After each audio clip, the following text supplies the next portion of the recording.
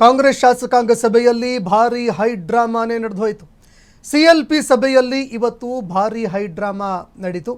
ಶಾಸಕಾಂಗ ಸಭೆಯನ್ನು ಹಮ್ಮಿಕೊಳ್ಳಲಾಗಿತ್ತು. ಕಾಂಗ್ರೆಸ್ನ ಶಾಸಕರು ಭಾಗಿಯಾಗಿದ್ದರು. ಇದೇ ವೇಳೆ ಸಿಎಂ ಡಿಕೆ ಶಿವಕುಮಾರ್ ಅವರು ಕೆಂಡಾಮಂಡಲರಾಗಿದ್ದಾರೆ. ಸಿಎಂ ಡಿಕೆ ಶಿವಕುಮಾರ್ ಅವರ ಆಕ್ರೋಶಕ್ಕೆ ಕಾರಣ ಏನು ಗೊತ್ತಾ? ಹಾಗಾದ್ರೆ ಶಾಸಕರ ಮೇಲೆ ಆಕ್ರೋಶ ವ್ಯಕ್ತಪಡಿಸಿದ್ರು.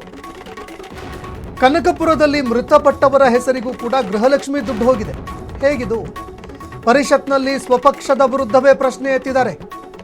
ಕಾಂಗ್ರೆಸ್ನ ಎಂಎಲ್ಸಿ ಮಳವಳ್ಳಿಯವರು ಸ್ವಪಕ್ಷದ ವಿರುದ್ಧವೇ ಅವರು ಪ್ರಶ್ನೆ ಎತ್ತಿದ್ರು. ಕಾಂಗ್ರೆಸ್ನ ಎಂಎಲ್ಸಿ ಮಳವಳ್ಳಿ ಶಿವಣ್ಣ ಅವರು ಪ್ರಶ್ನೆಯನ್ನ ಎತ್ತಿದ್ರು. ಸಭೆಯಲ್ಲಿ ಸಿಎಂಗೆ ವಿವರಣೆಯನ್ನ ಕೊಟ್ಟರು ಮಾಜಿ ಸಚಿವ ತನ್ವೀರ್ ಸೇಠ್ ಅವರು. ಇದೇ ವೇಳೆ ಏನಾಗಿತ್ತು ಅಂತ ಈ ವಿಚಾರಕ್ಕೆ ಸಂಬಂಧಪಟ್ಟಂತೆ ತನ್ವೀರ್ ಸೇಠ್ ಅವರು ಉತ್ತರವನ್ನು ಕೊಟ್ಟರು.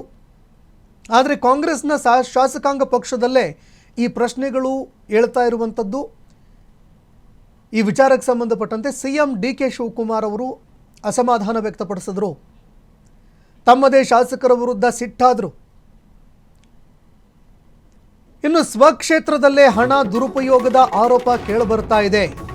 ಡಿಕೆ ಶಿವಕುಮಾರ್ ನೇತೃತ್ವದ ರಾಜ್ಯ ಸರ್ಕಾರಕ್ಕೆ ಭಾರಿ ಮುಜುಗರ ಉಂಟಾಗ್ತಾ ಇದೆ. ಏನ್ರಿ, ನನ್ನನ್ನೇ ಸಿಕ್ಕಾಕಿಸೋದಕ್ಕೆ ನೋಡಿದ್ದೀರಾ? ನನ್ನನ್ನೇ ಸಿಕ್ಕಾಕಿಸೋದಕ್ಕೆ ನೋಡ್ತಾ ಇದ್ದೀರಾ ಅಂತ ಪ್ರಶ್ನೆ ಮಾಡಿದ್ರು.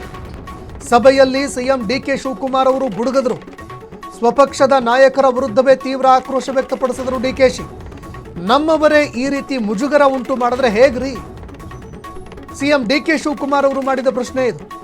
ಸರ್ಕಾರಕ್ಕೆ ಮುಜುಗರ ತಂದ ಮಳವಳ್ಳಿ ಶಿವಣ್ಣ ಅವರ ವಿರುದ್ಧ ಸಿಡಿಮಿಡಿಗೊಂಡ್ರು.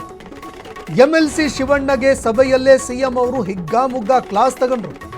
ಸಿಎಲ್ಪಿ ಸಭೆಯ ಒಂದೊಂದು ಗುಟ್ಟು ಈಗ ಬಯಲಾಗ್ತಾ ಇದೆ. ಇನ್ನು ಶಾಸಕಾಂಗ ಪಕ್ಷದ ಸಭೆಯಲ್ಲಿ ನಡೀತಾ ಇರುವಂತಹ ವಿಚಾರಗಳು ಈಗ ಒಂದೊಂದಾಗಿ ಬಹಿರಂಗ ಆಗ್ತಾ ಇದ್ದಾವೆ. ಸಿಎಂ ಡಿಕೆ ಶಿವಕುಮಾರ್ ಅವರು ಸಿಡಿಮಿಡಿಗೊಂಡಿದ್ರು, ಸಿಟ್ಟಾದರು ಅನ್ನೋ ವಿಚಾರಕ್ಕೆ ಸಂಬಂಧಪಟ್ಟಂತೆ ಚರ್ಚೆಗಳಾಗ್ತಾ ಇದೆ. ನೋಡಿ, ಸಹಜವಾಗಿ ಈ ವಿಚಾರಕ್ಕೆ ಸಂಬಂಧಪಟ್ಟಂತೆ ಯಾವಾಗ ವರದಿಗಳು ಹೊರಬಂತು,